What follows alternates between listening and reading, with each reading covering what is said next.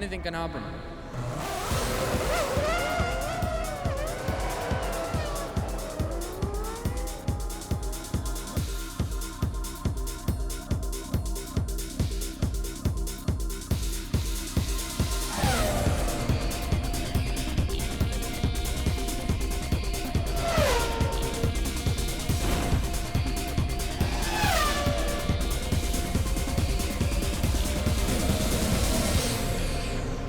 And here we are. We're back, and we never give up. F1 2003 is greeted to a good old Aussie welcome at the season opener in Melbourne. On top of the traditional new season intrigue, this year sees the most radical shake-up of the rules since 1997. Many say they will halt this man's charge, but unpredictability is the only certainty. Qualifying is now a two-day, one-lap shootout. Championship leader is first out on track on Friday. The slowest car then runs first on Saturday, fastest car last. These times decide grid positions for the race. No changes to setup can be made after Saturday qualifying. Teams have no access to the cars until Sunday morning, with strict limitations on what they can do. Specialised qualifying engines can no longer be used. Fuel strategies are decided prior to Saturday qualifying, as no more fuel can be added before the race start. Everybody knows if the circuit was a two-pit stop or one-pit stop. Everybody expects a lap at 21 or 22, everybody change a tire, a refueling. Now I think it's a little bit different to predict what happens. And this is part of our event, it's part of the television show. I think it's better. The fact that you have to run with a certain amount of fuel and the qualifying is already a part of the race, let's say it's the first lap of the race, is going to change quite a lot the approach of the whole weekend from the drivers. So, as you know, you cannot touch the car, you cannot refuel it. And on one side, we probably will gain in terms of people watching on TV. But on the other hand, we have lost the real qualifying, the real challenge between the drivers. I think it's fantastic. I think we're going to see some really close racing, and that's what this was all about. It was bringing Formula 1 back to the people and giving them some good, solid racing. Revitalising the spectacle for the fans, improving safety, and reducing costs for the teams are major factors behind the radical overhaul. Team orders are deemed unsporting and are not permitted. The head and neck safety system is now compulsory for all drivers. The top 8 finishers will now receive points. Teams can no longer use expensive technology to make adjustments to the cars from the garage. The 2-hour session on Friday morning is used only by those teams that have opted for restricted season testing. Teams can only bring one set of wet weather tyres to a Grand Prix. Instead of full wets and intermediates, they must choose one or the other. For sure, the costs had to be addressed, because you can't just wait till it's all gone to pot for the private manufacturers like ourselves, the smaller teams, and then suddenly say, oh, we should have done this or we should have done that. There is a concern that the major manufacturers, if it gets below 20 cars, that there would be an obligation on everyone else to provide more than 2 cars. If these rules hadn't been changed going into this year, particularly in terms of the costs, then I would have feared for the survival of teams like myself.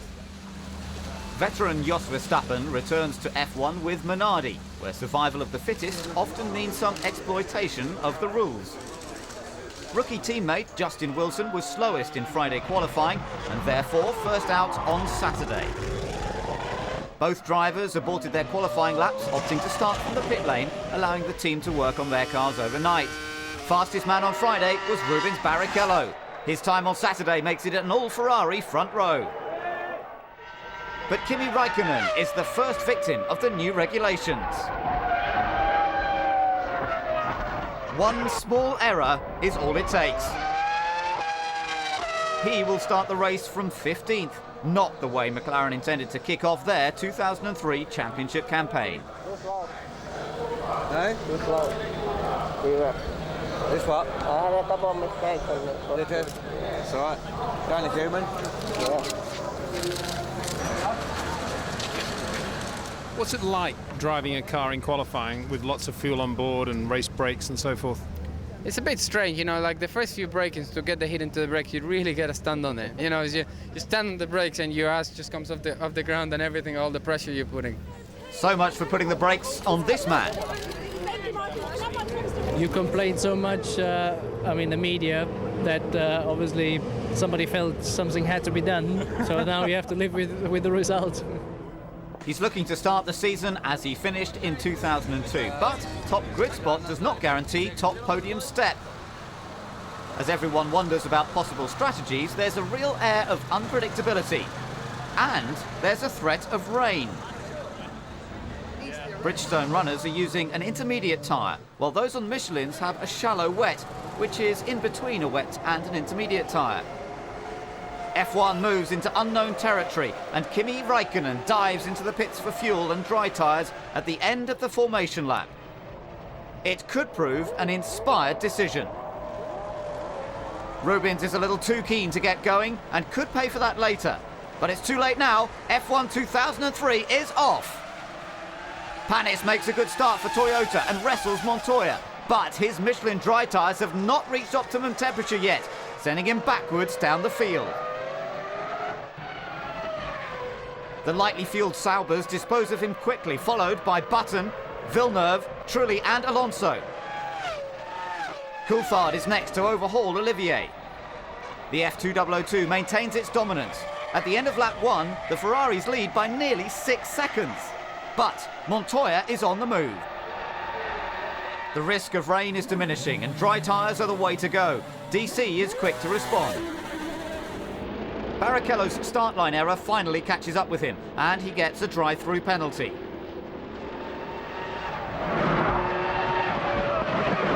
He's on a hot lap, but a heavy slide into the barriers cools his charge before he even gets to the pits. A momentary loss of control, and he's out of the race.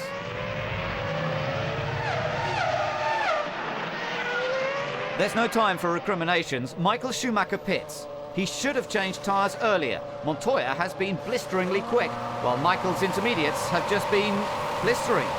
A troublesome wheel plays into the hands of Juan Pablo. Offs from D'Amata and Furman keep the mechanics busy, while the safety car comes out.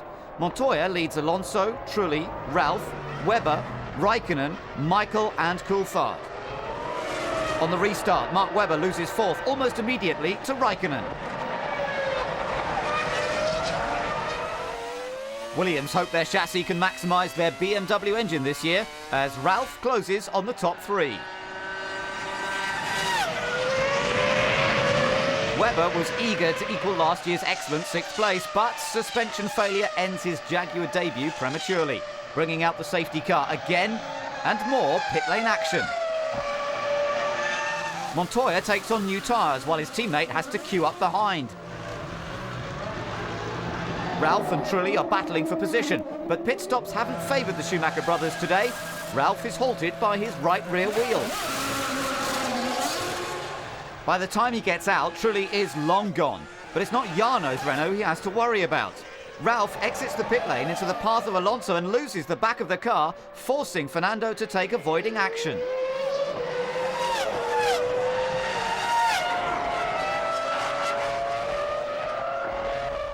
With Webber's car now clear, Räikkönen streaks ahead.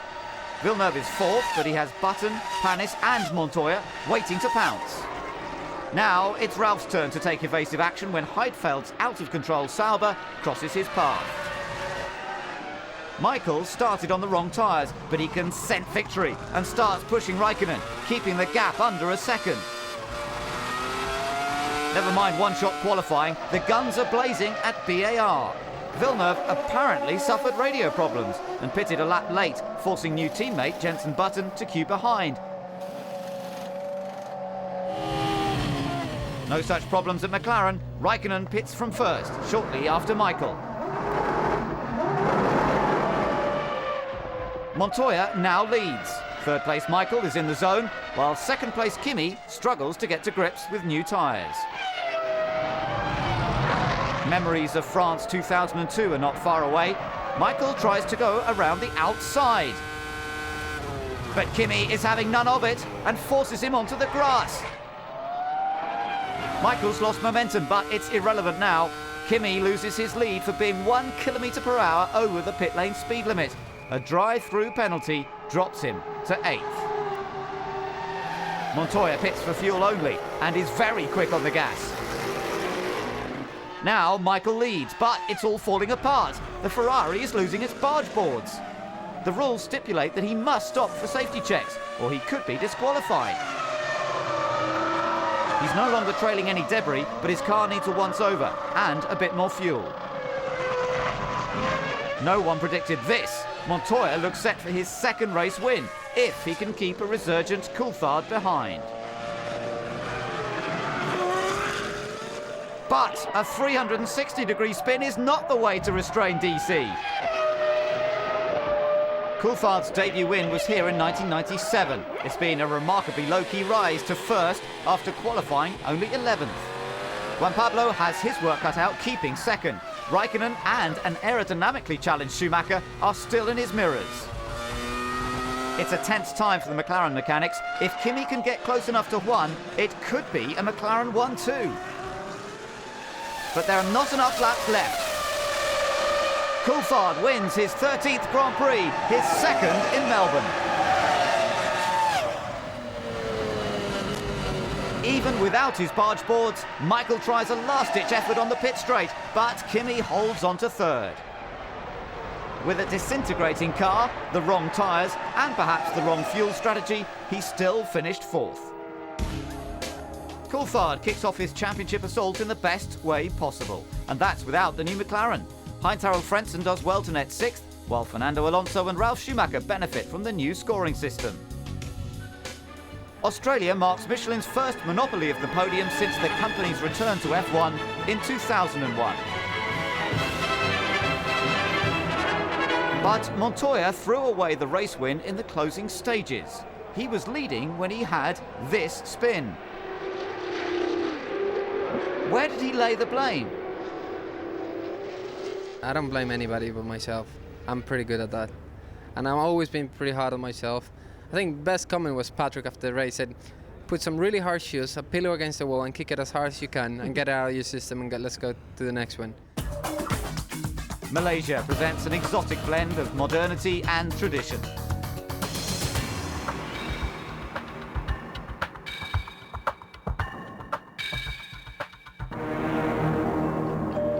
Sepang hosts the second round of the championship, and monsoon weather is par for the course.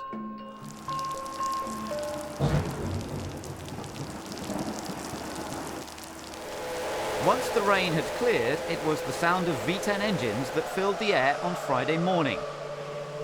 But not all cars were out on track. Renault, Minardi, Jordan and Jaguar have opted to restrict their testing to 10 days during the year and gain 2 hours running on the Friday of each Grand Prix. Teams can use a third driver for this session. How important is this extra time? Renault decided to do the Friday morning testing agreement, and I take place, I drive the third car there, and I think it hopefully will give us the edge by having information directly for that race weekend, not something that's speculative for the future. They certainly had the edge on Saturday. Alonso became the youngest driver and the first Spaniard to secure pole position. There was nothing the big guns could do about it. It's the first all-Renault front row since Prost and Cheever at the 1983 French Grand Prix. Jacques Villeneuve is in trouble as the formation lap gets underway. His car stalls and he's forced to run down the longest pit lane in Formula 1, only to be told to go back to his race car. It's an embarrassing moment for Fisichella. What's wrong? When he repeats his 2001 Malaysian Grand Prix mistake by taking the wrong grid spot. Despite all the chaos, Alonso keeps his head and makes a perfect start, as does David Coulthard. Michael Schumacher relishes a good battle, but this isn't what he will have had in mind. Too preoccupied with Coulthard, he slides into Trulli, nearly taking Barrichello with him. Montoya brakes to avoid the scrap but is hit by an airborne Pitsonia and loses his rear wing. There's chaos behind. Pit stop, could be a stop. Come on, out of the way, out of the way. Trulli survives, but once again, Juan Pablo is a victim of fate in Sepang. Alonso increases his lead over championship leader Coulthard and third place Nick Heidfeld, while Montoya loses 1.5 laps, having his rear wing changed. There's no repeat of Melbourne for DC. He retires with an electrical problem after only 3 laps. Even Michael Schumacher can't escape the scrutiny of the stewards. He gets a drive-through penalty for causing an avoidable accident with Trulli. The scrap for third continues.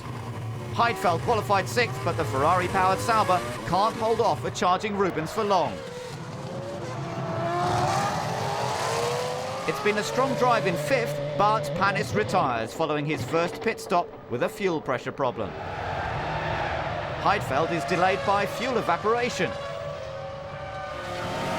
But Alonso has no such concerns. Trulli drove a Jordan for 2 years. Now he gets a chance to follow one. He's not impressed, but he will have to fight. He's racing Furman for 7th. Jana makes a move, but lets frustration get in the way and runs wide. Ralph keeps his head and his position. Schumacher's scheduled stop drops him out of the points. He famously doesn't sweat, but even he's feeling the heat, battling through the field.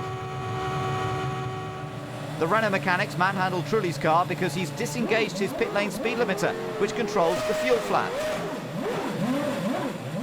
He drops to 6th behind Button. It's all falling into place for Barrichello. Some quick outlaps cement 2nd place. But he can't get near Raikkonen. Kimi was so far ahead before his 2nd pit stop that he maintains the lead with a 20-second advantage. A hot-headed Trulli sets out to catch former teammate Button, but spinning just leaves him open to attack from Schumacher.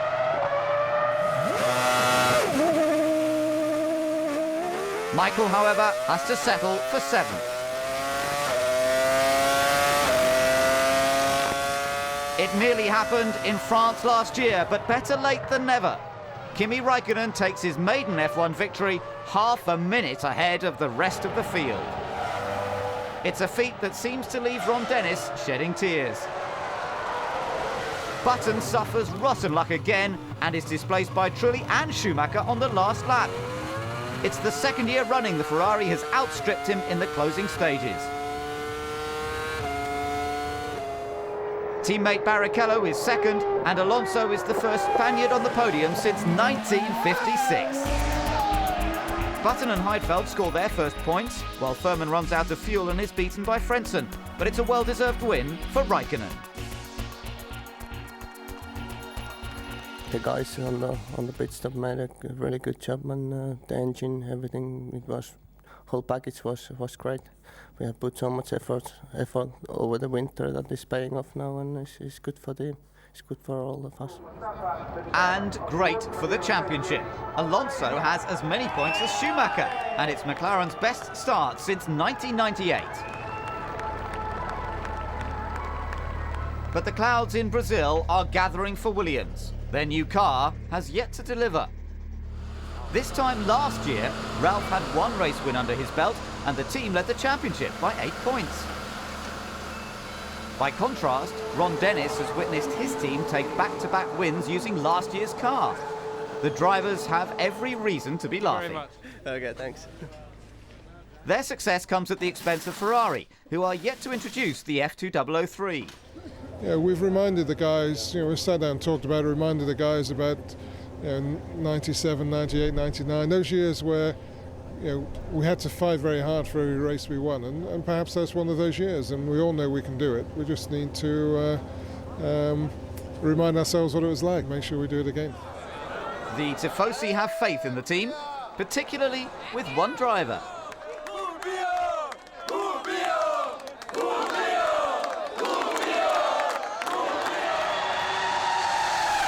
And he doesn't disappoint. A Brazilian has won his home Grand Prix in 1973, 83 and 93. Can Rubens maximise pole position and win in 2003? Torrential rain postpones the start of the race. The change in the tyre regulations means that all teams are without a full wet tyre, so the race is started from behind the safety car. Grid order is preserved, but Rubens tries to give himself the best chance of retaining his lead, while Fisichella stops to add fuel. So it's a rolling start, but Barrichello has slowed them too much. Coulthard sees an opportunity and makes his move. They're wheel to wheel, but DC calmly takes the lead. Now Raikkonen is ready to pounce on third-placed Webber. Kimi gets ahead and starts closing on Rubens. The improved Michelin shallow wet tyres are really working well. Barrichello is no match for Raikkonen. Now, a few seconds later, Montoya's having a go after scything his way through the field. A driver's biggest rival might be his teammate, but McLaren can only hold their breath when they see Raikkonen hounding Coulthard. Kimi gets ahead and shows why he is the man to take on Schumacher. Trying to curtail his teammate has left second-place DC offline and in Montoya's clutches. Kimi and Juan Pablo are both surrounded by hype, driving for top teams. They have one Grand Prix win apiece and now go head-to-head on track. Michael Schumacher's rise to 6th was aided by his brother's run-in with Trulli. Now he sees his 5th from Rubens.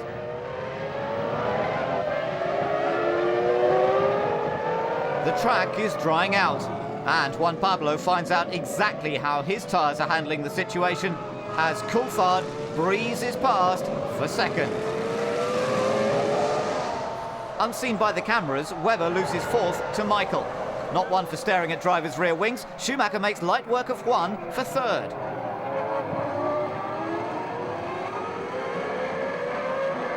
Justin Wilson is the first driver to fall foul of a river at turn 3.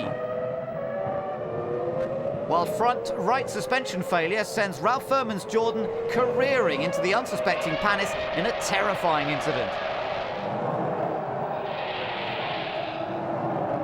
The ensuing safety car creates a hive of activity in the pit lane. Can Ferrari's slick handiwork get their main man out ahead of Coulthard? Not this time around. Now Barrichello is in. Most of the teams have a quick turnaround, but Ferrari, Williams and Renault are lucky to get away with this. Could this be a huge tactical error for Kimi? The safety car obliterates his lead, and his 2 nearest rivals have already made their stops.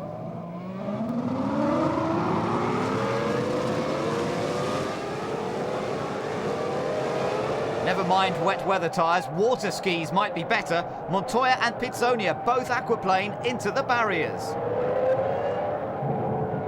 Not even world champions are safe. Schumacher spins off under waved yellow flags into his first retirement since Germany 2001. Realising his precarious position, he hot-foots it out of his car and behind the barriers. The recovery crane is clearly a hazard, and the safety car makes another visit while the wreckage is removed. McLaren used this lull to make amends for Kimi. His pit stop leaves him 9th. Barrichello is back in the action and up to 2nd behind Coulthard when the race restarts. Ralph has fought his way through, and contrary to popular belief, there was fuel in Webber's Jaguar, which proves they genuinely have a fast car this weekend. But Minardi's fortunes remain the same. Verstappen is a victim of the now infamous water feature. Button joins one of the world's most expensive car parks. He was fueled to the end of the race. Who knows where he could have finished?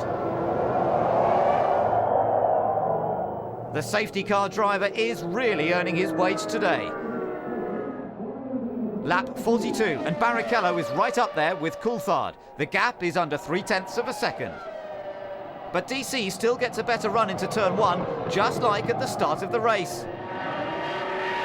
Alonso hasn't been paying attention to the flags. He passed Webber under waved yellows and is duly given a drive-through penalty. Webber succumbs to turn 3, but manages to catch his car and rejoin. This time around, it's Coulthard who misjudges turn 1, and Rubens doesn't need to be asked twice. To the home crowd's delight, he takes the lead. Barrichello is showing how fast last year's Ferrari still is, and extends his lead from Coulthard. But his jinx at Interlagos is never far away. A fuel feed problem, not helped by his misfiring engine earlier in the race, forces him onto the sidelines. We haven't seen this for a while. Nürburgring 1999 was the last time that neither Ferrari finished a Grand Prix. DC's only interested in the present and finds himself back in the lead with 24 laps remaining, while Rubens rues his bad luck. Ralph has had a quiet race and pits from fourth. Fisichella has been helped by his early stop for fuel, and now he has second place Kimi in his sights. But the closest fought battle is between Trulli, Frentzen and Villeneuve for fifth. DC's scheduled stop from first demotes him to fourth, behind Alonso. Fisichella is pushing hard. This mistake from Kimi lets Fisichella take the lead. The incident-packed race continues as Webber has a horrifying crash before the pit straight. He's lucky to escape unhurt, but there's debris everywhere. The safety car will have to come out again.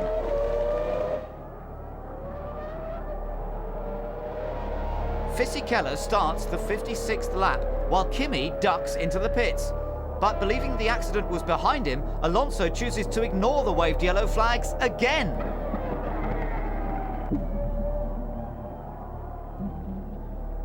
This is the result. Yellow flags soon turn to red. The race has ended, and all eyes turn to Alonso. He is shaken, but suffers no major injuries. It looks like the race stopped at the right time for Fisichella. But who is the winner? To the delight of the whole Jordan team, Giancarlo Fisichella takes his debut F1 win after more than 100 races. Or does he?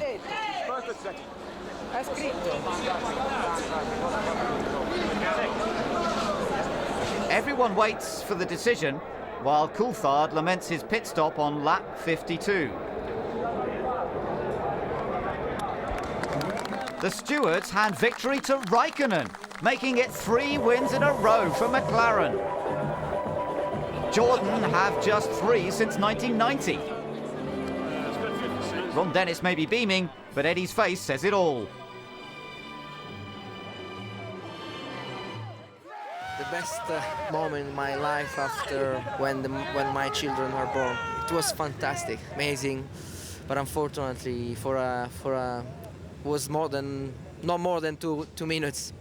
Anyway, it's been a good result for us. We didn't believe to get on the podium today.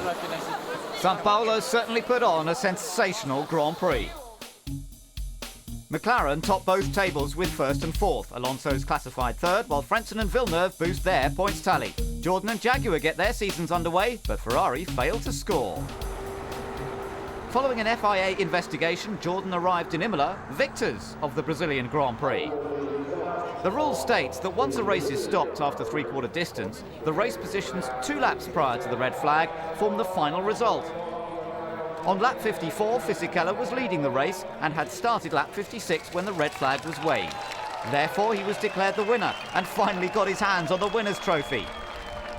But how did Giancarlo find out he'd won? I was very nervous. It was around 12 o'clock in the morning, and I was waiting Eddie's answer. And then around 12:15 he called me and he said straight away, "Giancarlo, you are the winner." So it was fantastic. He's like a new boy, you know, he's in his own country, first time, an Italian winner for 11 years, coming to Imola's home track. It's like as if all his prayers have been answered in one go. The result puts Giancarlo fourth in the Drivers' Championship, ahead of Montoya, Barrichello and both Schumachers. A good haul of points ensures McLaren and Renault lead the Constructors' title and Jordan lie fifth. The magic at Brazil couldn't transfer to Imola for Fisichella, who lines up 17th. Schumacher answers those who say he's lost his edge by starting P1 next to brother Ralph, but triumph is marred by tragedy. In the early hours of Sunday morning, the mother of Ralph and Michael Schumacher passed away. Her sons prove they are both true racers by electing to take the start. Ralph gets a cracking start, but Webber has launch control problems and ruins both his and Villeneuve's qualifying performances. The Jaguars' loss of momentum eases Raikkonen up to 5th, while Pizzonia gets a helping hand. At the end of the lap, Ralph leads Michael, Barrichello, Montoya and Raikkonen. Ralph scored his maiden Formula 1 victory here in 2001. Can this spur him to the top step of the podium once again? He's holding up the two Ferraris, and overtaking at Imola is not easy. Pit stops will be crucial. Ralph comes in shortly. He struggles to select a gear, allowing his brother to take the lead easily. Pit stops and Williams are proving problematic this year. 4th place Montoya overshoots the mark, sending his Jackman flying and delaying proceedings. A slow to secure front right wheel relegates him to 6th.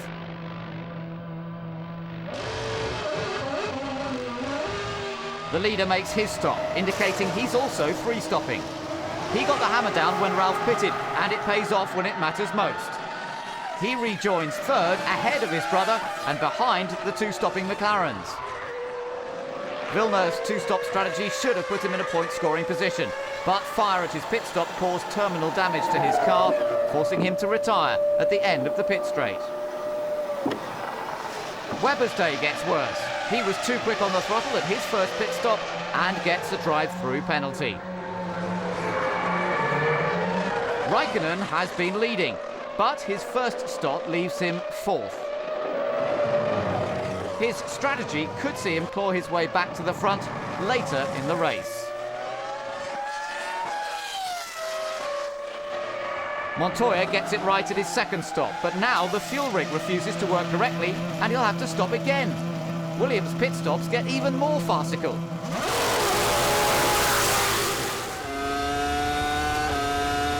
Michael is making his way through the back markers, but nearly gets his nose cut off lapping D'Amata. Michael is not impressed. A canny two-stop strategy from McLaren springboards Kimi to 2nd. Both Michael and Raikkonen will have to stop again. Michael knows this and keeps pushing hard. Championship leader Kimi pits for the final time, opting for scrubbed tyres. By the time Michael makes his 3rd stop, he's built up enough of a lead to rejoin 1st, just ahead of Barrichello. Schumacher has a full tank of fuel and knows that his teammate's on a fantastic in-lap and dutifully gets out of the way. Rubens pits from 1st. Unbelievable! There's a problem with his left front wheel. His energetic in-lap is wasted, diminishing any hopes of retaining 3rd. The pit stop problem means that Rubens will have it all to do on the circuit, but gives the crowd some much sought after on-track action. He's made up the time, and after several desperate attempts, Barrichello gets the better of Ralph to snatch 3rd. Fisichella's engine blows. It's back to reality for Jordan. And winning ways for Michael Schumacher. He marks a return to form, putting aside his personal tragedy to take his first win of the season. Michael's grip on the race has been as good as the F2002's grip on the track, ensuring a fitting send-off to one of the most successful cars in history. Michael channels his emotions into driving fast. Very fast. Brother Ralph is a strong 4th, Raikkonen kept Barrichello at bay, and Jenson Button takes the final point. It's the first Ferrari podium of the season, but proceedings remain dignified as a mark of respect.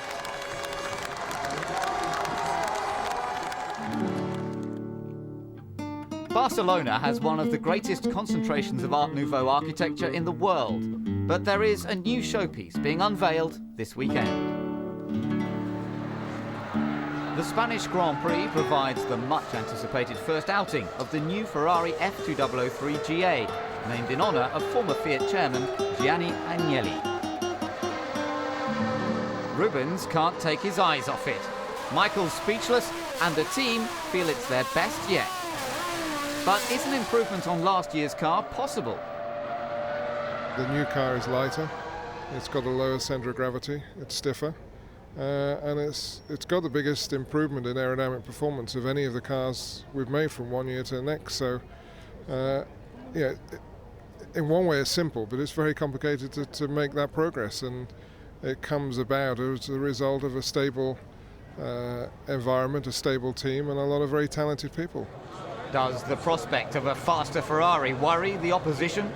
Come out on a test day, you would be watching a little bit more how it looks, but ultimately we need to see what the performance is in race trim to really know how much better the car is. We're fairly confident we've seen half a second at most tracks we've tested, sometimes more, but about half a second a lap. The rise of Fernando Alonso has brought Formula 1 to the Spanish people. This kind of showing is usually reserved for footballing icons like Roberto Carlos. Since 1992, the pole sitter in Spain has won the championship, but the all-Renault second row poses a major threat to the Ferraris at the front. Renault launch control proves impeccable as Alonso gets right in with the Ferraris. But Barrichello gathers momentum and pushes Schumacher to the limit. Alonso keeps his cool while Trulli and Coulthard lose theirs. And thanks to Pizzonia's faulty electronics, Raikkonen is out of the race. Starting from the back is always a risky business, but forget launch control, Kimi must have pressed self-destruct. The safety car comes out while the debris is cleared. Trulli could have had a podium finish, and now he's furious, while Kimi can't quite believe it. The race restarts. Michael leads Barrichello, Alonso and Ralph. Wheels locked, tyres screeching, Juan Pablo zips past Button for fifth. Barrichello's crusade to keep Fernando back allows Michael to eke out more of an advantage. As his fuel burns off, Alonso can really put Rubens under pressure. He can't get ahead, and Michael is stretching his lead, but the pit stops could change all that. Alonso's stop is very quick. He rejoins fifth and has clear track ahead.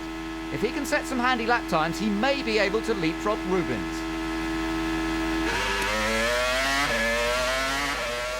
But Coulthard's incident-packed race is over. A tangle with Button leaves him in the gravel and forces Jensen into the pits. Schumacher's stop temporarily elevated Rubens to first. Now it's down to the Ferrari mechanics to keep Barrichello ahead of the local boy. Ferrari are marginally quicker, but is it enough? Fantastic! Alonso takes second place easily. Now it's Rubens who must go on the attack.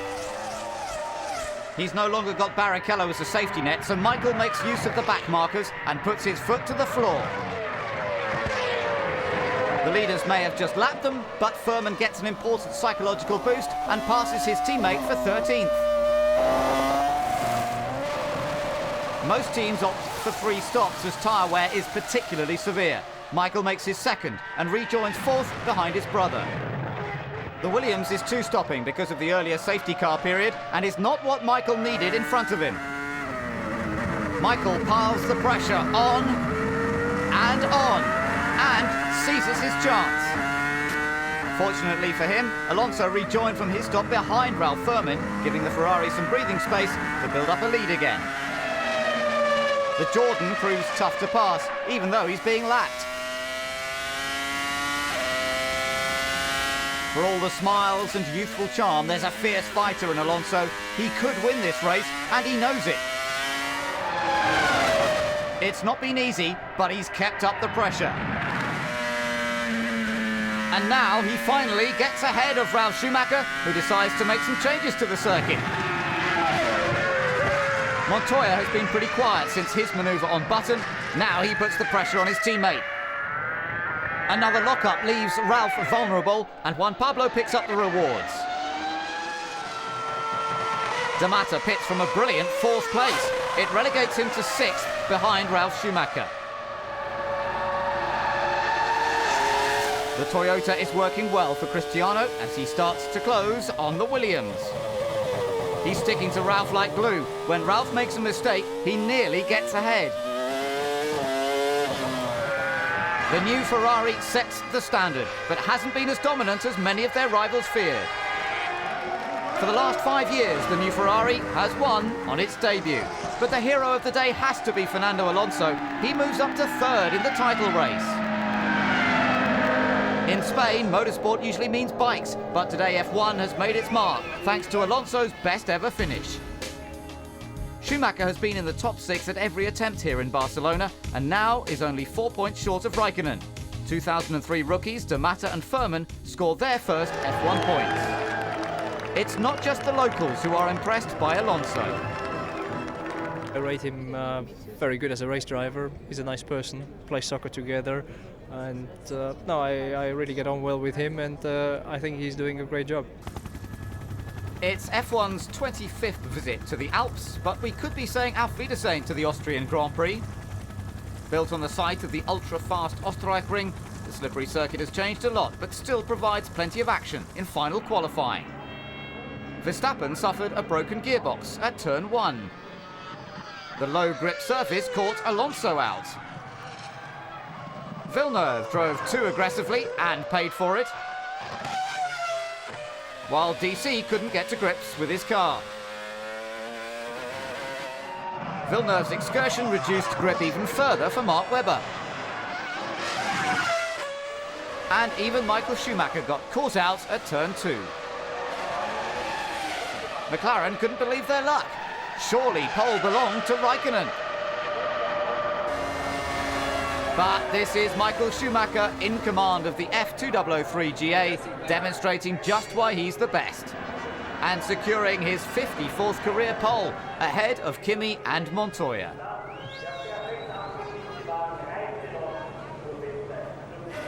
The tranquil Styrian Mountains may be the birthplace of Arnold Schwarzenegger, but it is 20 Formula 1 cars that provide the heavyweight action on Sunday afternoon. The race hasn't even started and there's drama already. McLaren opt to fix Raikkonen's car on the grid instead of changing his engine and making him start from the pit lane like Mark Webber and Fernando Alonso. After 2 false starts due to D'Amata's faulty launch control, it's 3rd time lucky and they're away. Montoya's fast and steals 2nd from Raikkonen. Kimi's in danger of losing 3rd to Barrichello, while Trulli is side by side with Heidfeld. There are no problems into the Castrol curve, so Alonso and Webber are given the all clear. Schumacher stretches his lead at the front, while Trulli, Heidfeld and Pitsonia fight over 5th. Button joins in the scrap, but it's Heidfeld who takes control. Schumacher and Montoya start to pull away from Kimi, whilst Pitsonia shows he can overtake and muscles past Trulli for 6th. Launch control hasn't got Verstappen very far. The safety car comes out and the stricken Minardi is quickly retrieved from the pit straight. Montoya is always good on a restart and Michael knows it. He wants to get the best chance, but Juan Pablo is not impressed.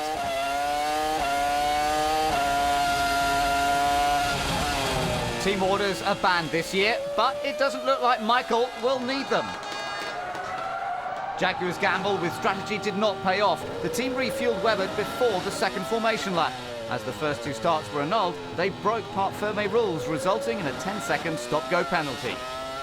Barrichello changes his worn Bridgestones for more worn Bridgestones. But there's a problem with his fuel rig. The mechanics have had to use the spare. Ferrari get back into action. They know their number 1 is due to stop shortly. The team have collected their thoughts and keep their fingers crossed that this rig does not fail. Failing isn't a problem, but fire certainly is. Droplets of fuel make contact with the engine cover and ignite. There's no panic. The mechanics reach for the fire extinguishers and douse the flames. Only time will tell if he has enough fuel on board. Michael's away with a quick wipe of the visor, leaving the mechanics to clean up.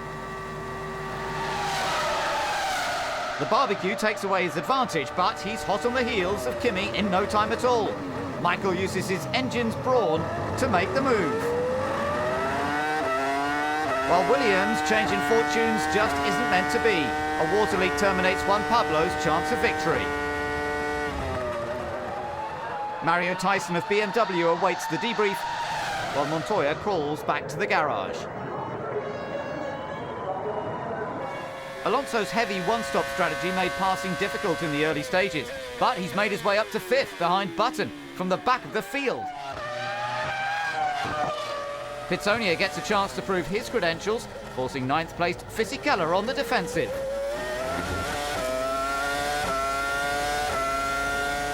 Giancarlo comes back at him, but Antonio does not back off. Pitsonia looks to be on course for a points finish at last. But a 100% race reliability record is ruined for Alonso when the spare car lets him down. His second engine failure leaves him in a spin down at turn 1. The oil left from the Renault and moisture from an earlier shower catch out Schumacher. A ray of hope for everyone else.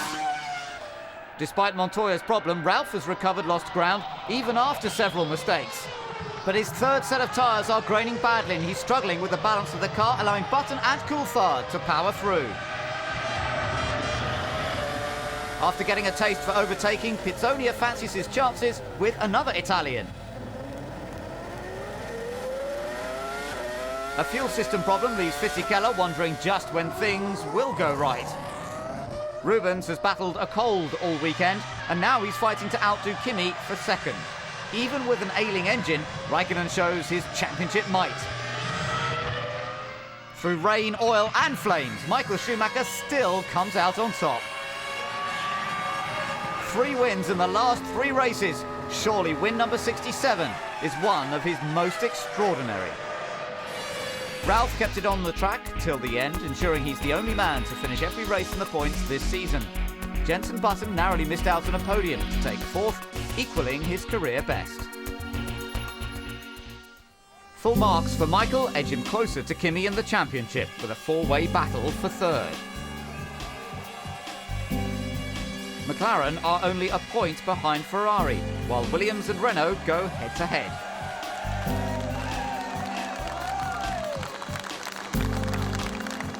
But what about that pit stop? Well, I don't think there's much to say. Everything has been shown on TV, I guess, and I guess the mechanics felt I was a little bit too cold and cool and wanted to warm me up. The cool glamour show that is Monaco is always in vogue. But like fashion, circuits change as well. Reclaiming land from the famous harbour has completed phase 1 of the major development of the track and facilities.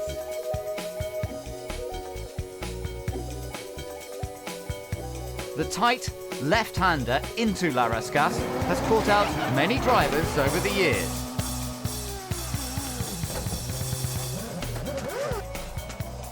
And the aftermath is often just as chaotic as the incidents themselves.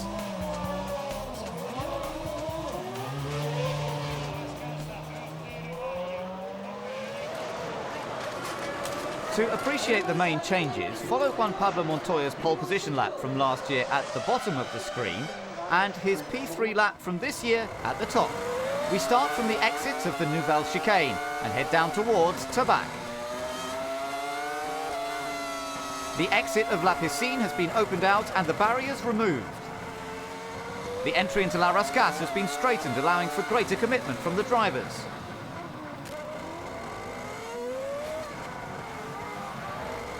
This results in a lap being roughly 2 seconds quicker than before.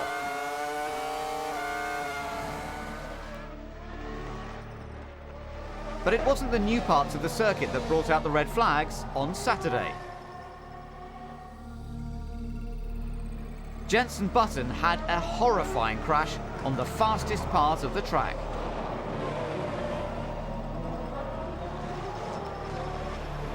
He touched the barrier under braking on the exit of the tunnel, leaving him powerless to stop this tremendous impact.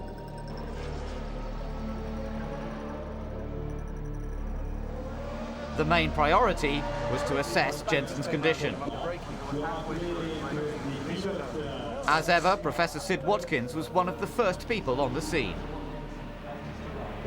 He bruised his right leg, and he's under observation in the hospital till this evening, and then they're going to release him, I think, if nothing develops, and we'll see what he's like tomorrow. It's a beautiful day at the most famous street circuit in the world. Jensen doesn't make the race, but as always, the paddock is awash with celebrities.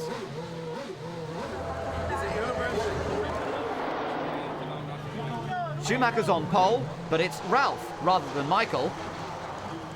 A poor showing from Ferrari on Saturday fueled speculation that Michael has lost his form. He needs to discard Trulli straight away, but it could be difficult with Renault's rocket-powered starts. Time to forget fashion and celebrities. For this afternoon, it's all about the racing. Ralph is clean away, but Raikkonen is slow off the dirty side of the track. The quick-starting Montoya makes second place his own, and Trulli fancies his chances. Alonso gets the jump on Coulthard and Barrichello. Even Michael has to watch his mirrors. But things are going far from swimmingly for Heinz-Harald Frentzen. He hit the curb on the exit of Piscine, bringing out the safety car. The fuel saved here could be crucial. On the restart, Ralph ups the tempo immediately, but Montoya does his best to stop him getting too far ahead. Michael finds himself staring into Trulli's rear wing and having to keep an eye on Alonso behind. Michelin clearly have the upper hand, leaving Bridgestone and Ferrari scratching their heads. Montoya is really hustling Ralph's mirrors, while Ralph seems to be struggling with grip and has lost the calm demeanour he showed in the opening laps. The crawl to the pits is excruciating. Ralph takes on new tyres and fuel, while Montoya finds a sense of equilibrium and is absolutely flying. Juan Pablo pits, but Kimi is stuck in traffic, dashing his hopes of springboarding the Williams. Montoya's pace before his stop ensures that he rejoins ahead of his teammate. With Raikkonen in the pits, Jarno Trulli gets the chance to lead the race.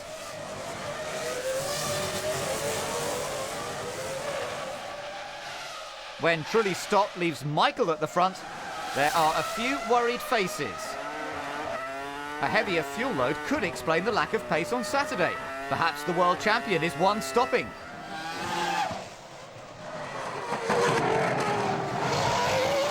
Lap 31 and Michael finally comes into the pits. The flames of Austria are but a distant memory. Will everything run to plan today? So far, it's running like clockwork.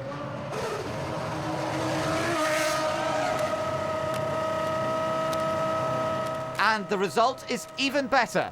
He rejoins third ahead of his brother.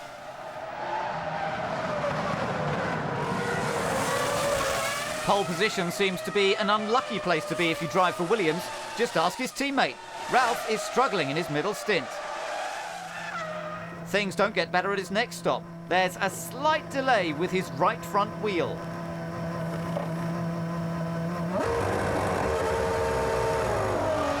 Memories of Enrique Bernoldi's arrows in 2001 have come back to haunt Coulthard in the form of Jarno Trulli. It will take something special to pass. Ralph's fortunes have really taken a U-turn. A lock-up at La Rascasse needs a three-point turn. The Trulli-Coulthard squabble is in stalemate, so it's down to the mechanics to take matters in hand. Coulthard looks to have it, but Trulli's able to nip out in front of him, narrowly avoiding an accident. DC knows how difficult it is to get ahead on the twisty circuit, so he tries to get a run on the Renault at the pit lane exit. Alonso uses his strategy to full effect. Slick work from the Renault mechanics gets him out ahead of Coulthard and Trulli. After the final round of stops, everything looks settled for the finish. But Williams are worried about a repeat of the failure in Austria and warn Juan Pablo to back off slightly.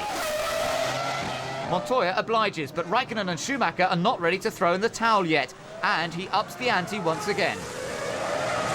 The top three provide a perfect photo finish. It is the Principality's closest ever, but there is only one winner. Monaco might be the playground of the rich and famous, but today the streets belong to Juan Pablo Montoya. The top 4 teams share the points amongst themselves, ensuring there are precious few scraps for the rest to pick up. The win is Williams' first in Monaco for 20 years. Not quite as long since Montoya's, but nearly.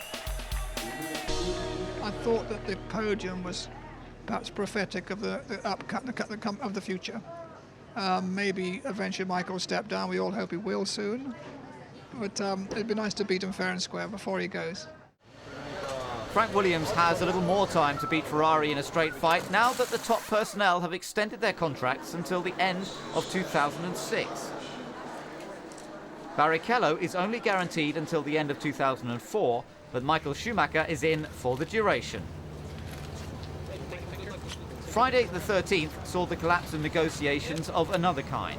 Minardi boss Paul Stoddart withdrew his team's support for regulation changes introduced this year. This was due to the failure of a fighting fund to materialise, which was aimed at ensuring the financial stability of the smaller independent teams. The larger manufacturers blamed this breakdown on the lack of stability in the technical regulations, which had increased cost for everyone. They did agree on one thing. It's not something that really should be talked about in public. What we need to do is to get ourselves together to make sure that there are 10 strong teams competing in the best way possible for Formula 1. Race day heralds a bright new start for Minardi, now that Bernie Ecclestone has thrown them a lifeline.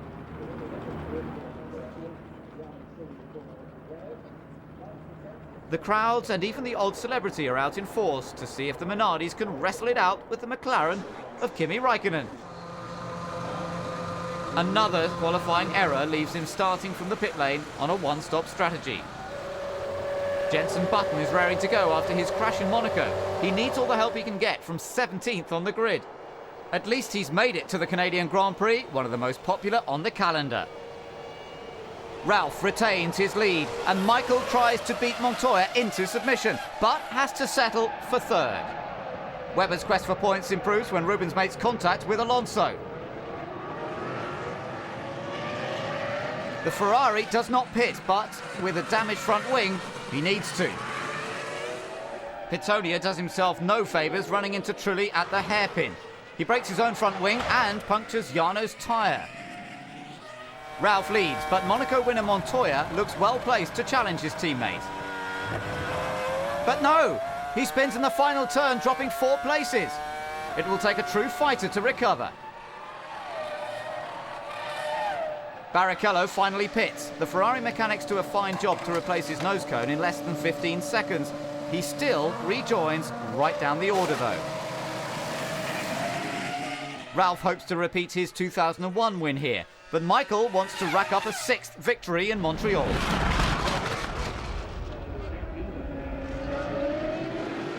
A traction control problem puts Trulli in a spin, while Juan Pablo finally outbreaks the Renault of Alonso.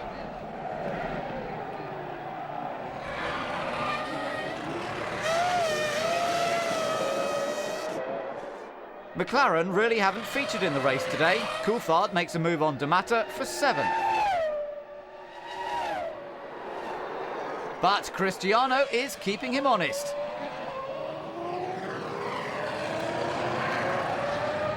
Villeneuve slows, aiding Barrichello's progress through the field.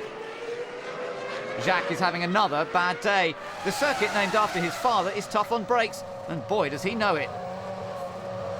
But the mechanic's work has been in vain. This is the 7th consecutive year he's failed to finish on home turf. Ralph has already made his stop, so Michael pits from P1. Ralph could take the advantage back.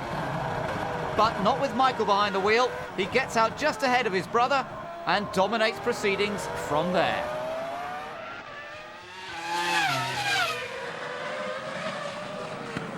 McLaren have to change their strategy when Raikkonen suffers a tyre delamination. They only planned for one pit stop, but it's a bit earlier than expected. Things are going off the boil for Barrichello. Now his left barge board is making a bid for freedom.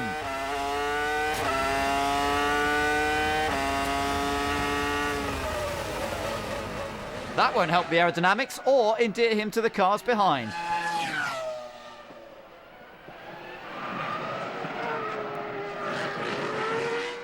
Nick Heidfeld is not impressed by another failure from the Ferrari-derived Petronas engine.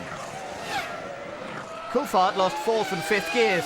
Once 7th went, it was game over. Michael Schumacher has no such problems, but his brakes have taken a bit of a battering. Patrick Head knows that Montoya could take on the mighty Michael, but only if he can overwhelm Ralph. Raikkonen is looking for a way past Barrichello, who's missing that barge board. While Alonso is right on the back of Montoya. Less than 5 seconds separate the top 4, but the victory goes to Michael Schumacher, taking his total career points to 999. He overcame brake concerns, but once he took the lead from his brother, he took full control of the race. Barrichello recovered well to finish 5th, and Olivier Panis scores his first points of 2003. Michael's defensive drive puts him at the top of the table for the first time this year.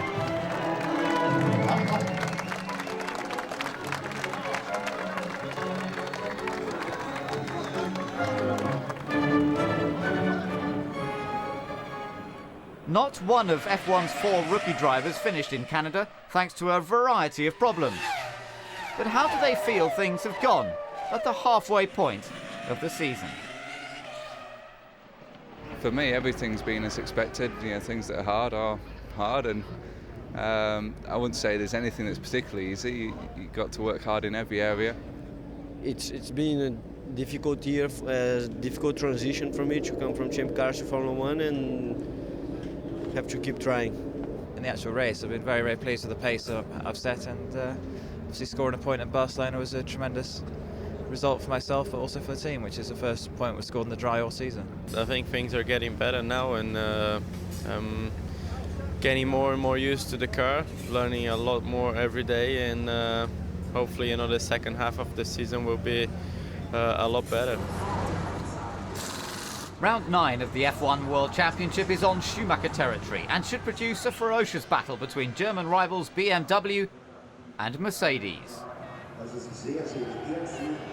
Michael's win in Canada sets up the perfect spectacle in front of his adoring fans, but it's not an all Schumacher front row. Kimi Raikkonen achieves his first F1 pole position here at the Nürburgring, just like fellow Finn and McLaren driver Mika Häkkinen in 1997. He'll be hoping his engine can last the distance, unlike Mika's did. Raikkonen converts pole into the lead while Ralph seizes the opportunity to take advantage of his brother. Panis dives down the outside and gets an eyeful of Montoya's struggle for survival. The Renaults battle it out with each other.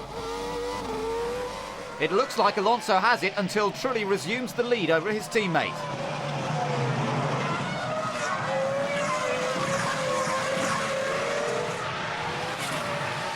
The positions settle down with Raikkonen leading Ralph, Michael, Barrichello, Montoya, Trulli and Alonso. But Kimi is peerless as he storms away into the distance, setting fastest lap after fastest lap.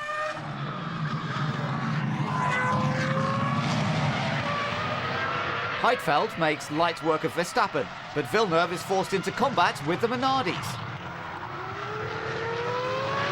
Rewind to 97 and Jacques won his last Formula 1 race here. 6 years later, he runs wide and spins 360 degrees. Now he struggles to win 19th from Wilson. He closes on the Minardi,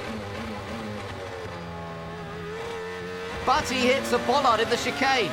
A broken front wing will need emergency action.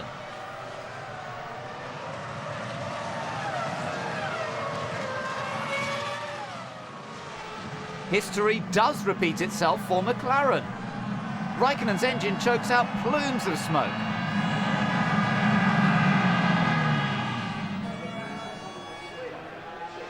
Handing the lead to Ralph. Kimi is left on the sidelines to cool down and ponder what nearly was.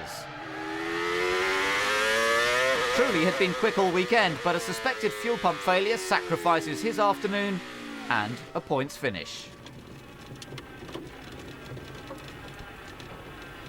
Olivier Panis made his point in Canada 2 weeks ago, but a brake problem forces him to lock up and retire.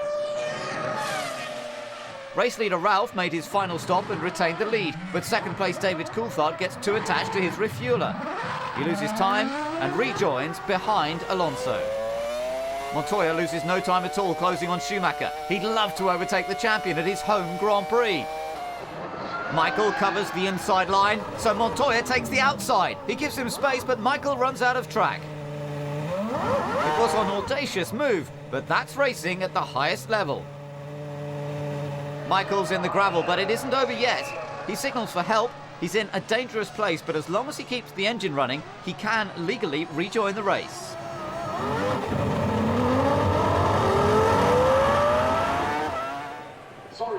Further down the field, experience takes on youth. Coulthard hopes he can show Alonso how it's done. But he's obliged to take rapid avoiding action that leaves him spinning into the gravel.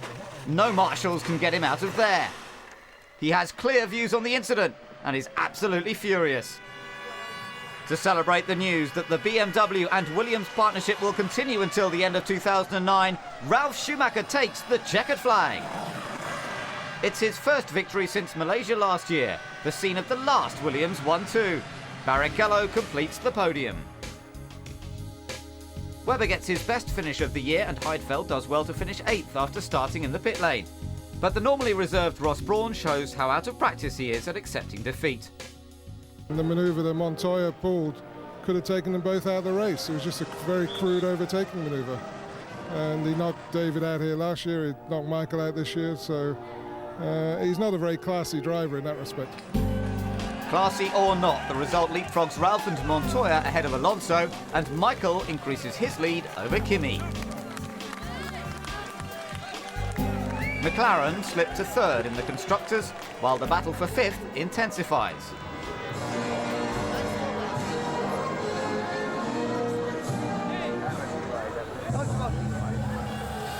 There are plenty of smiles, but there's little time to reflect as the teams move straight on to France for the only back-to-back of the season.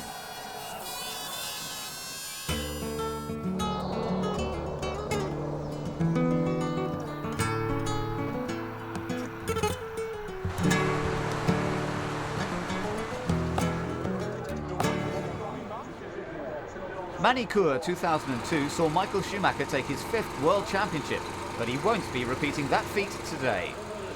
He starts from 3rd behind the Williams pair, with brother Ralph on pole position. Actor Jean Reno lends his support to compatriot Olivier Panis, while Trulli and Alonso get a boost from the local crowd in their team's home country. There's no margin for error with the championship this close. The frontrunners are all gunning for the win. Ralph stays ahead with his teammate not far behind, but Michael has the worst start, losing a place to Raikkonen and nearly losing one to Coulthard. Michael recovers, leaving DC to spar with Jarno Trulli. And Barrichello has his hands full with Alonso. Ralph leads Montoya, Raikkonen, Michael, Coulthard with the Renaults heading up Rubens and Webber, but no, Barrichello's lost it. He gets his line wrong in the new chicane and spins across the start-finish line and falls to the back of the field. Williams have proved they can fight it out with Ferrari and McLaren. With renewed faith, Ralph is striving for 2 wins in a week and increases his lead at the front. So far, so good for Renault. Their drivers are separated by 1 second and both are in the points. Tyre degradation is a paramount concern here, so most drivers are 3-stopping. Jenson Button crawls to a halt after a fuel delivery problem at his pit stop. The mechanics were waiting for him, but he doesn't make it back for a top-up. With the first round of pit stops out of the way, the positions are largely unchanged. Ralph still leads Montoya, Raikkonen, Coulthard and Michael. Renault's aim for a reliability record of 80% is beginning to slip away as Alonso suffers an engine blow.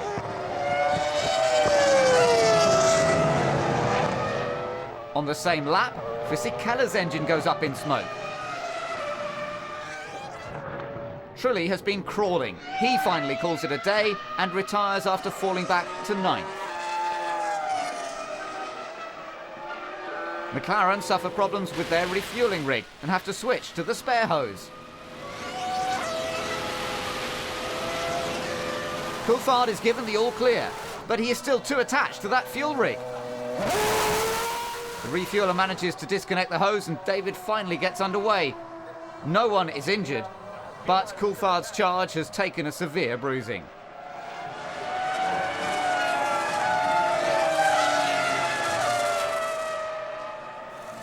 Montoya tries to use strategy to get ahead, but Ralph is quick to react and he too pits early to ensure Juan Pablo can't make up the difference and leapfrog him into the lead. There's no favouritism at Williams, but he will not be pleased with this one.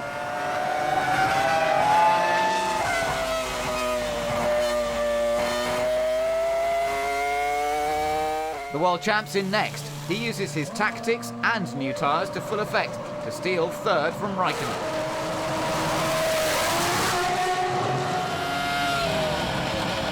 But no one is taking anything from Ralph. For the second time in a week, he takes the checkered flag in first place. He has led every lap of the race, even through his pit stop. It's the second consecutive Williams 1-2, with Montoya following him home. Third place goes to Schumacher Sr. The result ensures that the title is definitely a four-way struggle. The Williams pairing edge closer to Michael each weekend. But how did Ralph get one over on Juan Pablo? I saw him going in and called the team to make the place for me after, because I knew that if I'd had stayed out a lot longer, he would have catched me, and I would have looked pretty strange, so I didn't want that to happen. The road network into Silverstone may have been drastically improved over the years, but this is Formula 1, and if you really want to make an impression, then you should arrive by helicopter. Right up to the start of the race, the skies are swarming with drivers, VIPs, and anyone wanting to make it an extra special day in the Northamptonshire countryside. The British drivers certainly came back down to earth. Not one of them qualified in the top 10, and it was left to Rubens Barrichello to take his 8th career pole. Celebrities Frankie Dettori and Arnold Schwarzenegger complete the picture. With the cars in place, the scene is set for the Battle of Britain.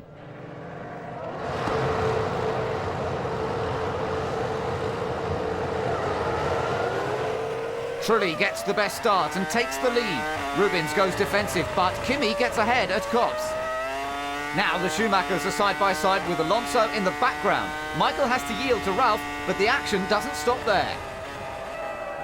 Coulthard is kept busy with Pizzonia's Jaguar. Whilst Michael closes the door on Alonso and then some. There's no traction on the grass and the loss of momentum helps Montoya take 6th.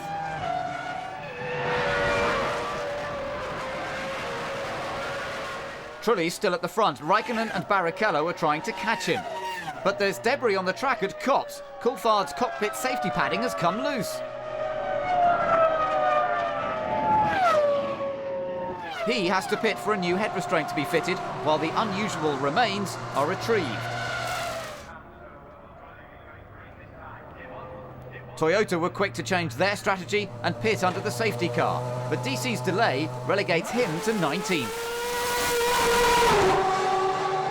Barrichello was slow at the start, but now he's found his feet. He pulls a fantastic move on Kimi to take 2nd.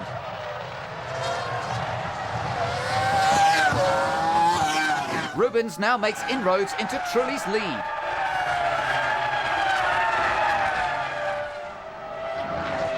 But we will never know how close he would get. There's a man running towards the cars on the fastest part of the track.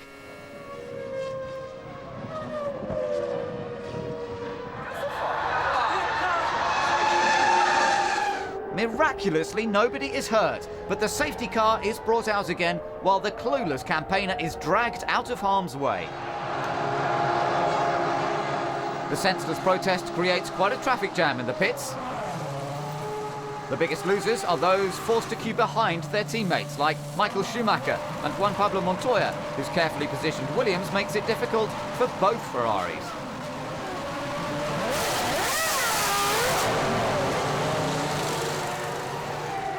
The cars are all out of sequence. Those who pitted earlier are now ahead. Toyota will be saying their prayers with both cars leading the field. Montoya is 12th, Alonso 13th and Michael only 14th. 2002 kart champion Cristiano De Mata has plenty of experience at rolling starts. He pulls out nearly a second on his teammate, while Raikkonen puts a place on Trulli to take third.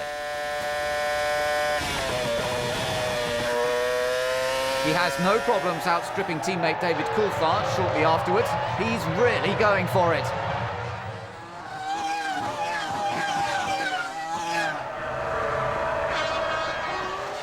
Panis can do nothing about the storming Kimi and has to relinquish second. And further down the field, Ralph and Barrichello are having a fantastic battle, swapping places 3 times in one lap, until Rubens makes it stick.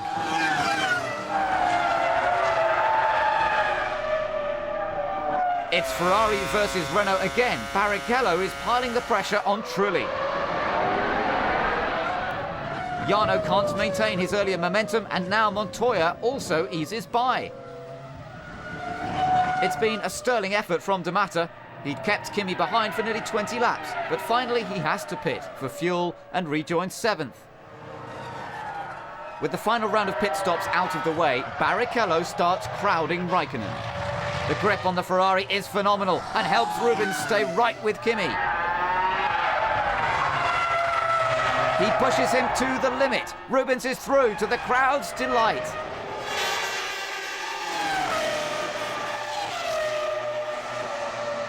Fisichella may be contemplating his future with Jordan. He took his car to the edge and had a big spin thanks to right rear suspension failure.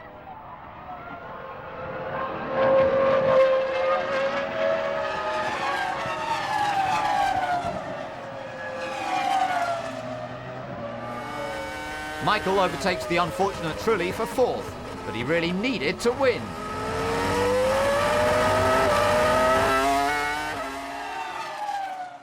Kimi Raikkonen offers 2nd place to Montoya, who kindly accepts the invitation. There was nothing stopping Barrichello. He now has a chance in the championship. He was 3rd in 2001, 2nd in 2002. It seems only right for him to win the race in 2003.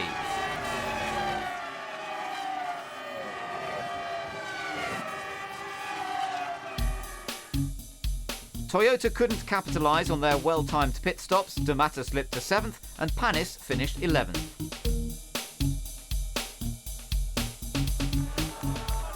The last time we had a spectator on the track was at Hockenheim in 2000. Barrichello won that one as well. For me, it's a fantastic feeling because I'm never down. I mean, it's something that people think, okay, Michael this, Michael that. Of course, it's quite hard so many times, but the last 2 weeks people have been saying so many things about first lap crashing, Rubens this and that, so I hope they shut up now. I overtook a lot of people. Could do better was the result of Pitsonia's midterm report, but with only 5 races left, not good enough is the conclusion drawn by Jaguar. In his place, Justin Wilson joins Mark Webber from the German Grand Prix onwards for the tallest pairing in Formula 1. I'll come down in a bed and see the guys. Surely. Okay, thank you. Though sorry to lose him, Minardi were quick to recruit Formula 3000 driver and Monaco winner Nicolas Chiesa in his place for the rest of the season. I thought I'm just going to concentrate as much as I can on the 3000 this year, and suddenly when I was concentrating the least on Formula 1, it arose that I had this chance. It was an unbelievable feeling. The Dane faces an uphill struggle, but only days after his debut in an F1 car, he did manage to qualify, albeit on the back row. It wasn't a classic Michael performance either. Even with the full backing of his home crowd, he could only manage P6 behind Raikkonen. Championship contender Montoya takes only his first pole of the season in the middle of a European heatwave. The cars take their places in the searing heat for what could be a pivotal race in the championship. Montoya blasts off the grid. Both Ferraris have a slow start. Ralph protects his line from Barrichello, and Raikkonen's in the mix as it all goes terribly wrong. 3 out of 5 championship contenders are out in the first corner. Kimi's car is wrecked. The stewards will be taking a good look at this chain of events.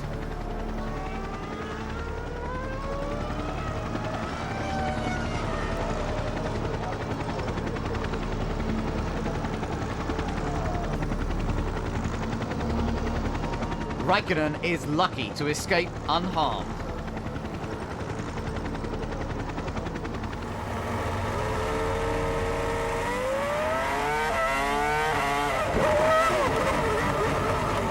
Ralph manages to crawl back to the pits.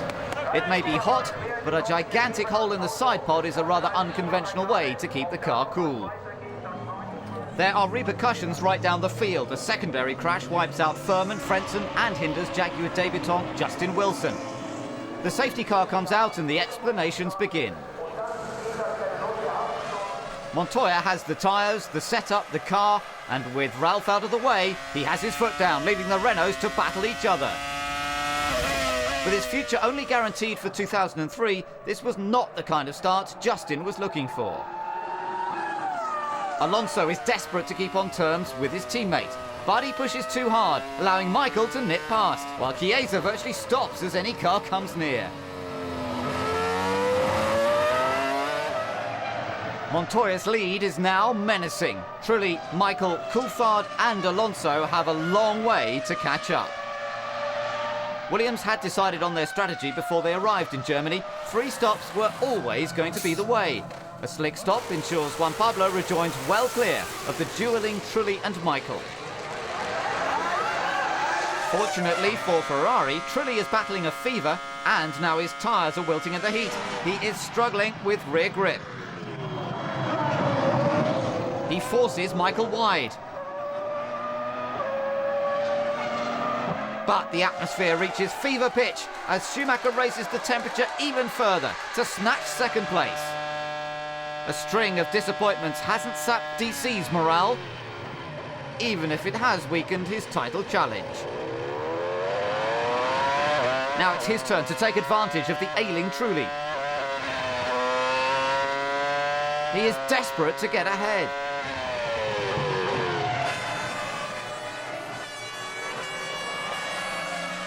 Fate deals Michael a rare blow in front of his partisan crowd, leaving him with a left rear puncture and only 3 laps to go.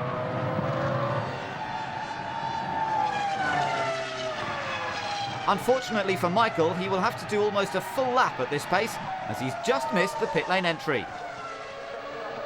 Ross Brawn laments the timing of the problem.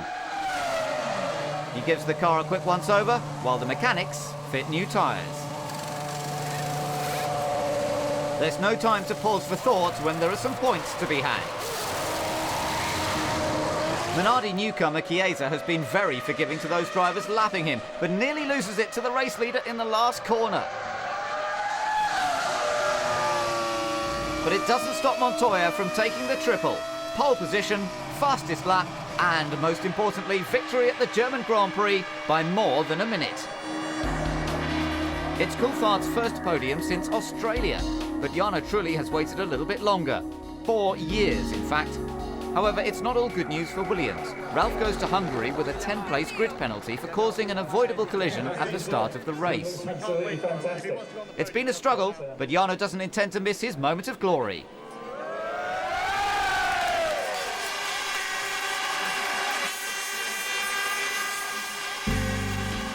Montoya has now overtaken Kimi and is only 6 points behind Michael. It's close at the top of the constructors. Ferrari are really under threat from Williams. He's a self-confessed gymophobe, but today Montoya left everyone else gasping for breath.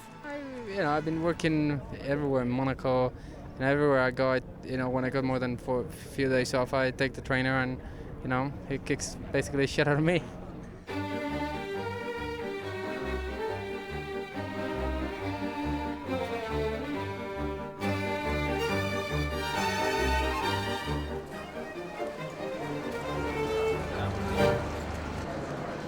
The teams arrive at the Hungaroring fresh from a 3-week summer break. Ralf Schumacher has every reason to smile now that his penalty has been reduced to a fine. Giancarlo Fisichella hopes for a happier time with Sauber next year. While Renault hold on to Trulli and the much sought-after Fernando Alonso until 2004. But Ralf Furman will be watching from the sidelines. He lost his rear wing and had a horrendous crash during Saturday morning practice.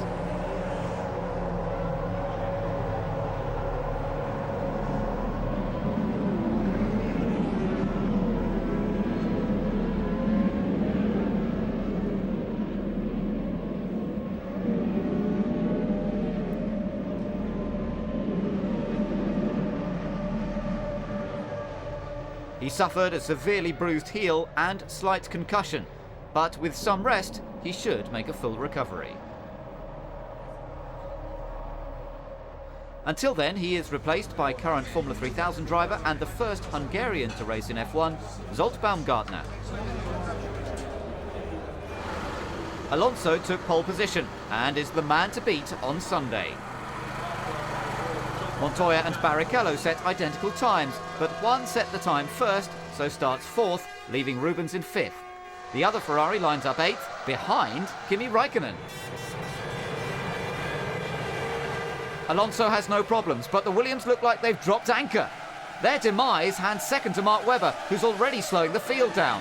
Meanwhile, Coulthard is going for it.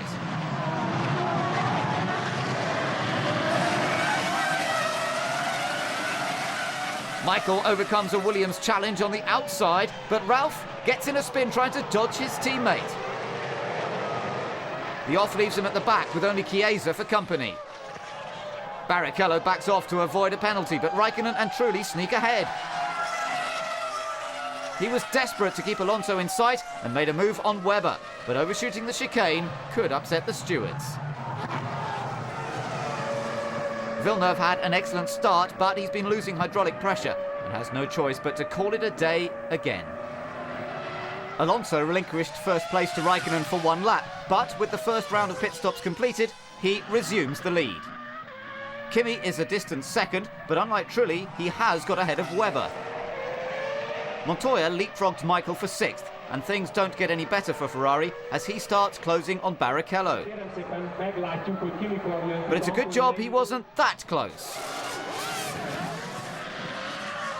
A left rear wheel failure spears Rubens on a one-way ticket into the barriers.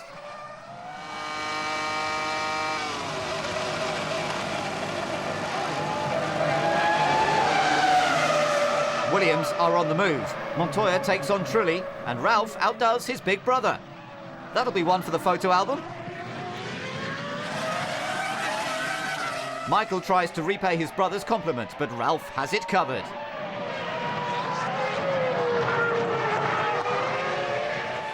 It's been a solid debut, but Zsolt Baumgartner is the second Jordan driver to retire with an engine failure. Schumacher Sr. is having a torrid day. He just manages to crawl into the pits as he's run out of fuel. The fuel flap is open manually and he has to have help to get the engine going. Minor alterations to the track make turn 1 the favourite passing place for Ralf. He finally gets ahead of Webber for 4th. Renault are set for their first win since returning to F1 in 2002. Now race leader Fernando Alonso is lapping Michael Schumacher, 11 years his senior. Montoya isn't out of the woods yet either. With only a few laps to go, he makes a mistake and spins. A fiery Ralf is not far back, waiting to collect the spoils. That alone is enough to give Juan a wake-up call. Anyone looking for inspiration need look no further than Fernando Alonso. He has dominated the race from the start and driven faultlessly into the record books. He steals Bruce McLaren's crown set in 1959, becoming the youngest driver to win a Grand Prix. He's also the 8th different winner this season. Michelin dominate the proceedings. Michael Schumacher is the highest placed Bridgestone runner. Both Minardis finished the team's 300th Grand Prix, albeit 12th and 13th. But how does it feel to be the first Spaniard to win in Formula 1? The weekend was fantastic. Pole position, and now the victory for me is a dream come true. And I'm 22 years old and I have my first victory in the pocket. So I hope a long career here in Formula 1 with more victories. After Budapest, Ferrari instigated a protest over an alleged increase in tread width on the Michelin tyres. As far as some were concerned, the issue of tyre measurement had been dealt with before. We asked precisely how and when are you going to measure it? Answer was new. Fine, we worked accordingly. An oral answer or a written answer? Oral. There was four people present. 4 from the FIA and 2 of us. And when was that answer given? Was in before Imola, 2001. But not everyone interpreted the rule in the same way. The construction and regulation, as far as we were concerned, was not when new. It would have said, furthermore, when new, the tread would be no more than 270. It doesn't say that. So we had an interpretation which was different, obviously, to the Michelin teams. We have a regulatory body. We have to. Why did you wait for 38 races before raising this point? If you had this view all the time, it seemed an odd time to raise it, Ross. That tyre, as I understand it, Patrick, you had at Monaco onwards. It's exactly the same mould. Comes out of exactly the same mould that appeared at 2001 at Imola. Renault used different tyres to you, Patrick. There's a range of Michelins being used in Formula 1. We weren't aware of the problem, so any suggestion that we had timed it is inaccurate. Bridgestone are an extremely ethical company, and they were aware of this problem for some time and didn't raise it to our attention. They were troubled with how to deal with it, and they came to us after the race in Hungary and said, how can we deal with this problem? Because, in our view, do you have to keep laughing? Thank you. In our view, they brought the tyre to us, the photographs of the tyre in Hungary, and said, can you explain this to us? And we asked Charlie for an explanation. The FIA clarified the rule and stated that tyres would be measured before and after the race, but the whole debate hampered Michelin's development for Monza. History shows this sort of thing happens, particularly when Ferrari find themselves in a competitive position, and they take the approach that they fight the battle off the track and on the track, so it's not unexpected. Neither was the news that BMW Motorsport director Gerhard Berger bows out of Formula 1 after 24 years. Ralf Schumacher crashed heavily during testing, and although he took part on Friday, he is replaced by Williams test driver Marc Genet for the race. Even at short notice, the Spanish veteran gets a career-best 5th on the grid. Zolt Baumgartner gets a second outing for Jordan in place of Ralph Furman, who is still recuperating. It's a sunny day in Monza, and former Ferrari favourite John Alesi caught up with his old Jordan teammate Jarno Trulli. But what a change in fortune for Alonso. Pole in Hungary, last in Italy thanks to a spin in qualifying. While Fisichella starts from the pit lane after a problem on the formation lap. 3 races to go, 3 men in the running from 3 different teams, and only 2 points between them. Michael and Montoya are away well. Trulli's flying, but so is Alonso. It's anyone's game at the front. Michael nearly loses it into the first corner. He'd better be careful. There's plenty of takers behind. Justin Wilson isn't one of them. The championship campaign pushes on ahead. They're side by side. One looks set to have it, but Michael hangs on long enough. Now Trulli tries to catch one on his back foot. Nice try, but hydraulic failure soon leaves Jarno on foot, back to the garage. It's a dramatic first lap for Renault. Alonso pits for a new nose cone and some fuel after his flying lesson. Verstappen swerved to avoid the stationary Wilson, which launched Fernando into the air. He came back to earth with a bang, but managed to keep going. There's not much between the top two as they exchange fastest laps. Barrichello is holding off the McLarens of Raikkonen and Coulthard. Genet, Panis and Villeneuve round off the top 8. It looked promising on Friday for Cristiano de Mata, but he gets a fright when a left rear puncture leaves him spinning out of the race.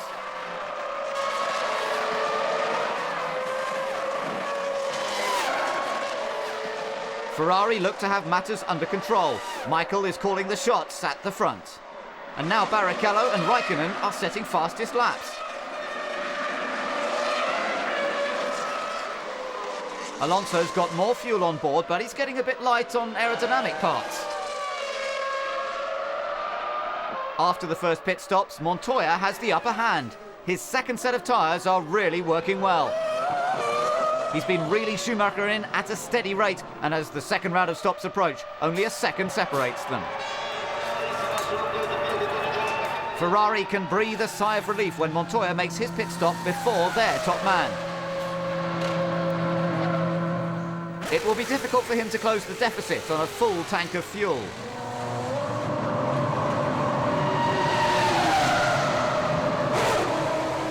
But Ferrari gets a bit of a shock. How did he do that? Michael emerges from his pit stop and sees a Williams in front. He jams on the brakes and realises it's Genet. The former Minardi driver has produced a strong drive and even leads the race for part of a lap. His pit stop drops him back to 5th. But Williams want both drivers to keep the hammer down.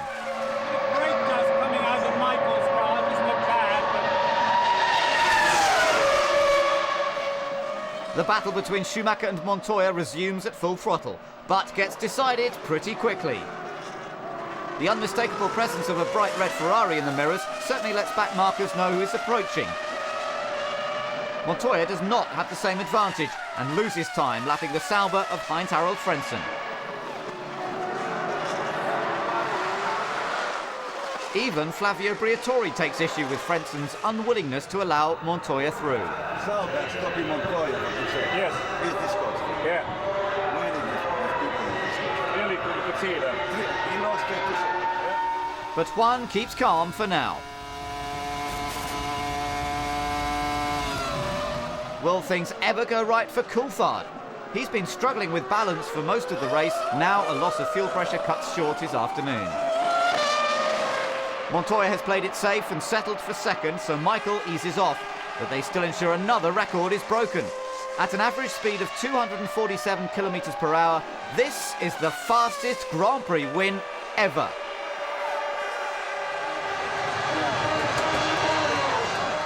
It's a season of peaks and troughs. It may be his first win since Canada, but Michael returns to form in style again. Villeneuve scores his first point since Brazil, while Alonso steals 8th from Heidfeld on the last lap to put 2 Spaniards in the points for the first time in history. What better gift to the Tifosi to take his 50th Grand Prix win with Ferrari at Monza? This is one of my greatest days in my career, honestly, and I'm so thankful to everybody in the team because those guys, they have done a tremendous job. Everybody from the test team, every engineer in the factory, down to the lady who is doing the cleaning job. Everybody is just so fantastic. I'm so in love with all those guys. Just big thank you. Montoya's second place strengthens his position ahead of Raikkonen in the championship, but Michael still leads. Ferrari edge closer to Williams in the constructors, and the struggle for 5th really hots up. As we head to the penultimate round in Indy, the US fans will be treated to a titanic title battle.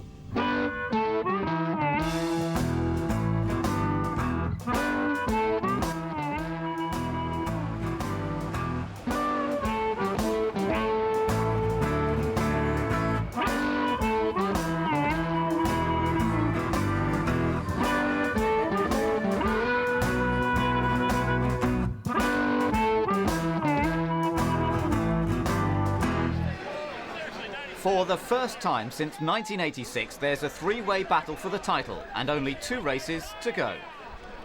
The top 3 arrive at Indy to a media and fan frenzy, but how do they rate their own chances? You never know if they retire and we can finish on high, the whole thing turns around. And you know, anything can happen. I think Kimi will be strong as well. But you know, the guy in front of me is Michael at the moment. The other 2 guys respect very much of what I'm doing, and I do the same for them. But when we go for it, we go for it. That's exactly what they'll be doing. Anyone interfering with the progress of the championship contenders had better watch out. And of course, team orders are banned.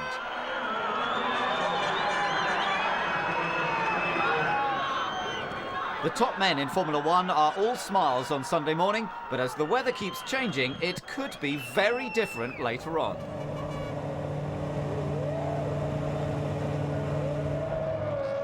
Raikkonen has the advantage at the moment, but Montoya and Schumacher will be right back at him. Michael makes a demon start for once and surges up 3 places to 4th and past Montoya. Barrichello struggles with a gearbox problem. Montoya's snail-like start leaves him swamped by Alonso and De Mata.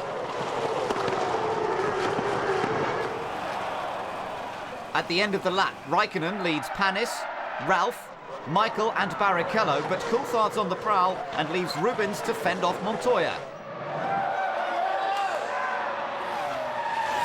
Ralph hammers down the pressure on Panis, but the low atmospheric pressures are bringing in the rain. Barrichello and Montoya's slow starts left them 6th and 7th. 2 feisty drivers, 1 piece of tarmac, contact was inevitable. He's not shy about overtaking, but that was ambitious to say the least. Barrichello uses a tried and tested Schumacher technique, but he'll need more than a push to get him out of there. Michael uses the slipstream to close on Panis' 3rd place. If he gets ahead before the yellow flag zone, the move will be legal. Alonso lines up Coulthard, but backs off when he sees those yellow flags. The rain gets heavier, but none of the top guns are willing to risk wet weather tyres. The Michelins are working better in these conditions. Coulthard effortlessly relieves Michael of 3rd. Michael's determined, but he's easy prey for the Michelin-shod Montoya. Juan Pablo doesn't even need to wait for the straight. Montoya has mounted a fantastic fight back. He's really looking strong. But the dark cloud of the steward's investigation is hanging over him. Now that the track is drying, Michael sets the fastest lap of the race. It's vintage Schumacher. Montoya takes to the pits from 2nd. With dry tyres in place, he's off. No, he's not. Not for the first time this year, the fuel rig fails. Incredible! There's no team orders, but Montoya really didn't want to fall to 11th behind Raikkonen's teammate. The drizzle has returned, and it's time for the next scheduled stops. But which tyres are required? Raikkonen rejects the wet, even though the rain is getting heavier. Unsure what the weather will bring, race leader Michael also takes dry tyres.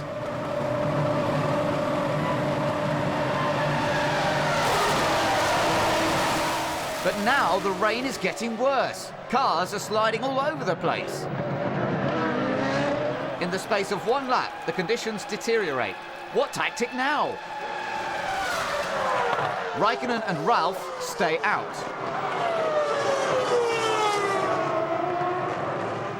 But Michael makes the change to the ultra-quick Bridgestone Intermediate. There was a misunderstanding at Williams over when to pit. Whether it's the team or driver, it makes no odds now as Ralph spins off onto the grass. With all the confusion, Mark Webber probably didn't realise he was leading the race, but his time at the top was fleeting. He loses the car at turn 8, and it's game over. Raikkonen takes on the shallow wet, but it's too late for Ralph.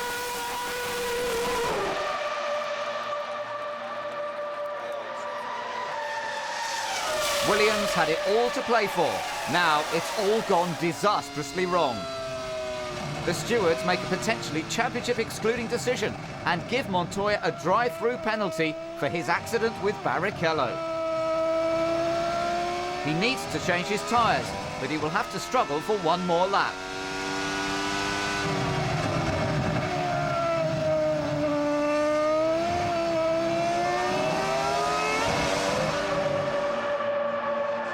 Montoya gambles on full wets after his penalty, but he's way back in 11th.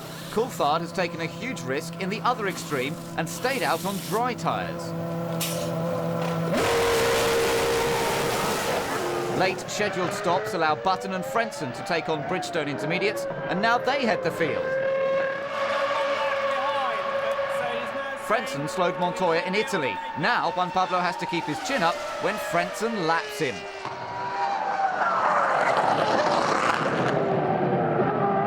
The track is drying out again, and guess who's on the move?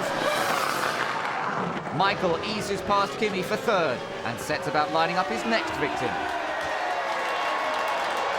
Montoya's gamble has not paid off, and his championship chances are slipping away as his rivals are now lapping him. It could be worse. DC is still on dry tyres. Could he be testing the track for Kimi? He pits next lap, but still sticks with the dries.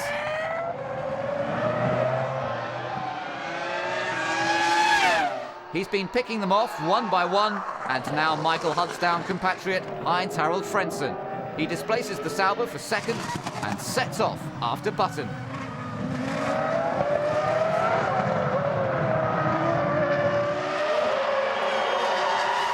Michael usually steals Jensen's glory in Malaysia. Button has had his 15 minutes of fame at the front and doesn't yield. But Schumacher's move is almost academic. A mechanic's work is never done. This is how much Ferrari want the title. But that elusive first podium evades Jensen once again as his engine gives way and could give fifth away to Sauber in the Constructors.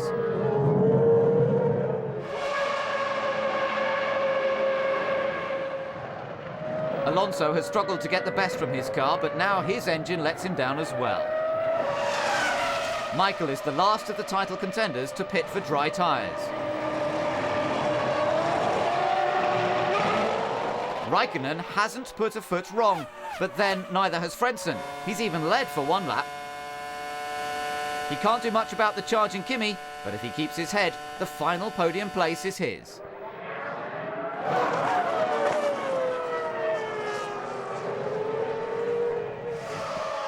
Montoya is not out of the championship yet. He must finish fifth. He gets a double toe down the pit straight to take sixth from Fisichella, but the next man he must beat is Heidfeld, who's just lapped him.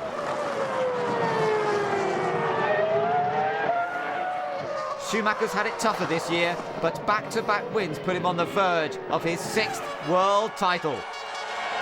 The European heatwave had handed the advantage to Michelin, but Indy finally lets Bridgestone play its joker, their intermediate tyre.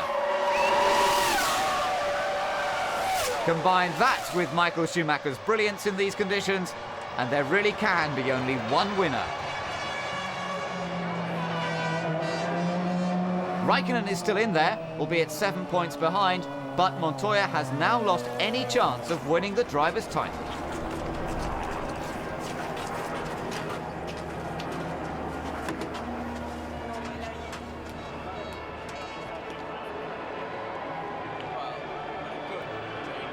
They were so close, but the race belonged to this man.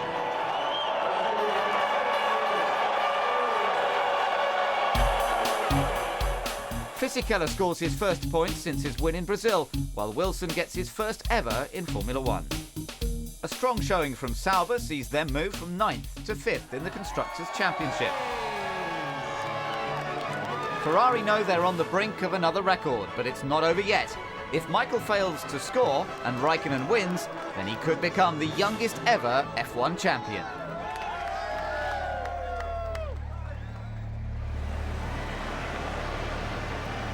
Japan may be the land of the rising sun, but the clouds of doom have rolled in for Jacques Villeneuve.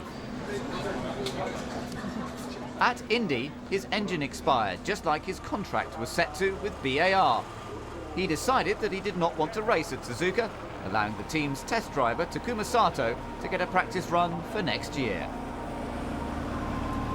The former Jordan star is 13th, ahead of Michael Schumacher, thanks to wet-dry qualifying.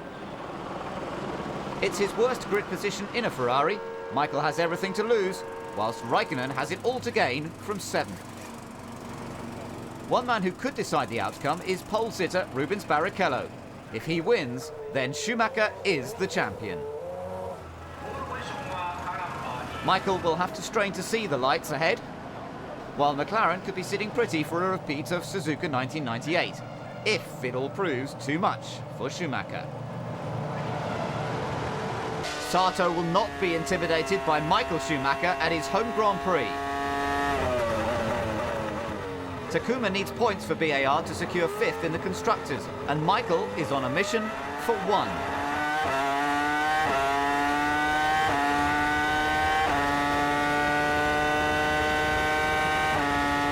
Michael can't afford to lose time to Webber, but he needs to be careful. An overambitious move at Indy virtually put Montoya out of the championship. Michael would do well not to follow his example. Fortunately, the incident takes place at the last chicane, so Michael hasn't got far to go for repairs. But that means a frantic Ferrari crew have little time to prepare.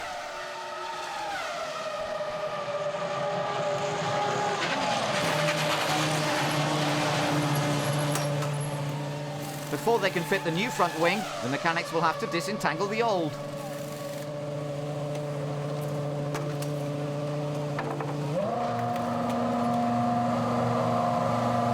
They'll need a good long think about how to get out of this one. Michael is now last, and Kimi is up to 5th.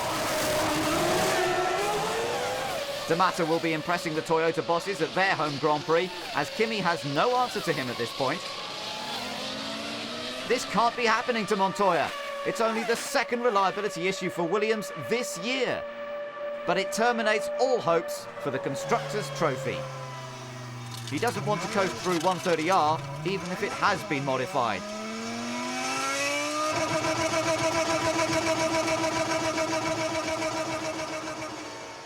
Current Constructor champion gets the prime garage spot, so Barrichello takes advantage of his privileged position. Raikkonen briefly led, now he pits. Taking on a lot of fuel, he's probably two-stopping. A superb season for Renault's Fernando Alonso ends in disappointment when his engine gasps its last breath. Stealing the glory. Ralph is closing in on Sato, but he'll want to make a better job of passing than his brother did. Sato scored his first F1 points on home territory last year. He looks set to repeat the feat and keeps Ralph at bay. The battle is helping Michael hunt them down. But both Schumachers will head for the pits rather than chance a move on Sato. Giancarlo Fisichella's miserable season with Jordan comes to an end. PC's final stop is trouble-free. His different strategy means Kimi's now 2nd.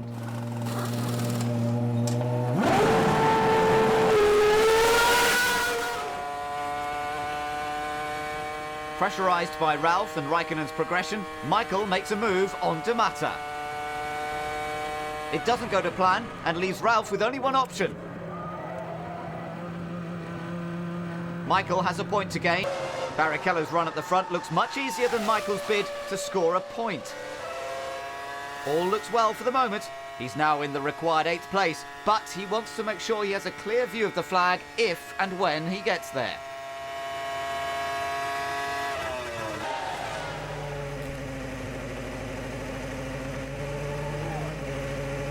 His win hands Ferrari their 5th consecutive Constructors' crown and, of course, an unprecedented 6th world title to Michael Schumacher. He has most of the records in F1, but this one really will take some beating. It's been a solid end to a strong season for McLaren. Button and Sato give Honda something to celebrate, but no one can beat Ferrari. It's the first time he's won the championship without being on the podium, but no doubt there'll be a fridge full of champagne later. What the team has achieved, I mean, is just fantastic. I mean, if you see what has happened in Germany, Hockenheim, in Budapest, how many people wrote us off, how many people wrote things about us, outspoken things. And here we are, we're back, and we never give up. We're always there, we always fight, and I think that's one of the big strengths of the Ferrari team, and everybody in Ferrari is that way. And it's just a huge, big family, which we all be proud of being a part of it. It's been one of the most enthralling seasons in years. Raikkonen and Montoya took it to the wire, while Alonso could be a star in the making. Strong performances from Button and Webber see them on equal points. Gene and Sato only raced once this year and do well to score. Not much separated the top 3, but Ferrari took the top prize in the end. A final surge from VAR leaves them a well-deserved 5th. After more than a decade in Formula 1, 2003 has seen Michael prove he still has what made him great.